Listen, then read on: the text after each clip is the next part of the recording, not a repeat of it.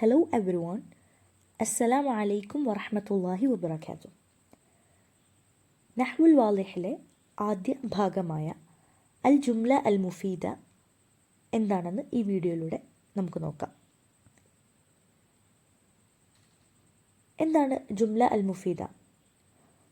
ഉദാഹരണങ്ങൾ ശ്രദ്ധിക്കുക. അക്കലൽ വലതു അത്തുഫാഹത്തൻ, ഒരാൺകുട്ടി ആപ്പിൾ കഴിച്ചു. അൽ ബുസ്താനു ജമീലുൻ, പൂന്തോട്ടം ഭംഗിയുള്ളതാണ്. ഷമ്മ അലിയുൻ വർദത്തൻ, അലി റോസാപ്പൂ മണത്തു. അശംസു ത്വാലിഅത്തുൻ, സൂര്യൻ ഉദിച്ചതാണ്. യഈഷു സമക്കു ഫിൽ മാഇ, മത്സ്യം വെള്ളത്തിൽ ജീവിക്കുന്നു. യക്സുറു നഖീലു ഫി മിസ്ര, ഈജിപ്തിൽ ഈന്തപ്പന വർദ്ധിക്കുന്നു. ഇവിടെ നൽകിയിട്ടുള്ള എല്ലാ ഉദാഹരണങ്ങളിൽ നിന്നും പൂർണ്ണമായൊരു ആശയം നമുക്ക് ലഭിക്കുന്നുണ്ട്. ഇനി അടിവരയിട്ട പദങ്ങൾ മാത്രം ഒന്ന് ശ്രദ്ധിക്കൂ. അൽ വലതു അത്തുഫാഹത്തൻ, ഇവിടെ അൽ വലതു ആൺകുട്ടി, അത്തുഫാഹത്തൻ ആപ്പിൾ. ഈ രണ്ട് വാക്കുകൾ മാത്രം ചേർന്നാൽ നമുക്ക് പൂർണ്ണമായൊരു അർത്ഥം ലഭിക്കുന്നുണ്ടോ? ഇല്ല.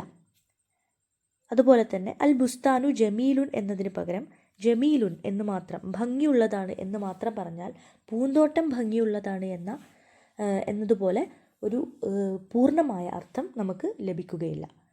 അതുപോലെ തന്നെ ഇതിൽ നിന്ന് മനസ്സിലാകുന്ന മറ്റൊരു കാര്യം, ഒരു പൂർണ്ണ ആശയം പ്രകടിപ്പിക്കുന്നതിന് ഒരു പദം മാത്രം പോരാ, രണ്ടോ അതിൽ കൂടുതലോ പദങ്ങൾ വേണം.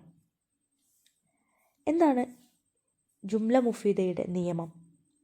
അത്തർക്കീബുല്ലദി യുഫീദു ഫായിദതൻ താമ്മതൻ യുസമ്മ ജുംലതൻ മുഫീദ. ഇതൊരു തർക്കീബ്, ഒരു സ്ട്രക്ചറാണ്. അല്ലദി യുഫീദു ഫായിദതൻ താമ്മ, അതിൽ നിന്ന് നമുക്ക് പൂർണ്ണമായ ഒരാശയം ലഭിക്കുന്നു. വയുസമ്മ ഐവൻ കലാമൻ, ഇതിനെ കലാം എന്നും പറയുന്നു.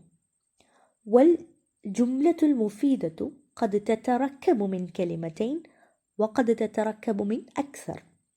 ജുംലത്തുൽ മുഫീദ എന്നത് രണ്ടോ അതിലധികമോ പദങ്ങൾ ചേർന്ന് രൂപം കൊള്ളുന്നു.